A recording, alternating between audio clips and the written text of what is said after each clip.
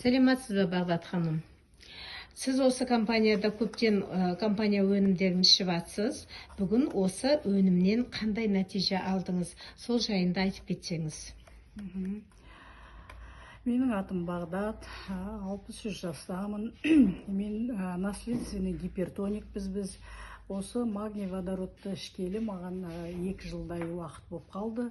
Осы водородты ішкелі мен давлением дұрысталды. Бұрындар 180-190-ға баратын. Қазір 130-130-да 80. Ары кеткенде 140-қа көтеріледі, одан артық көтерілмейді. Одан кейін менде 68% бауырымда жировой гепатоз болған. Қазір сол жировой гепатоз гепалайнды іштім водородқа қосып. Қазіргі былтыр неден өткенде, комиссиядан өткенде 21% гепатоз қалған. Одан кейін оң жақ почкамда 1,7, 1,8 киста болған. Былтыр жазда комиссиядан өткен кезде сол кішкентай ғана зернышко болып қалған.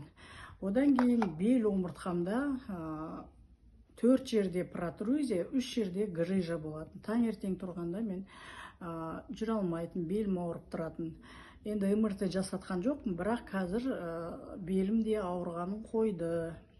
Өте жақсы нәтиже. Айтыңызшы, осындай нәтижеге сіз қанша айда жеттіңіз? Енді жаңа айттым ғой, 1 жыл 7 айдай болды ішіп жүргеніме. Әлі де үзбей ішесіз? Әлі де магнийді үзбей ішемін. Гепалайнды мысалы курс бойынша ішем. Міне 2-ші упаковкасын бітіріп жатырмын. Өте жақсы, ем шипа болсын.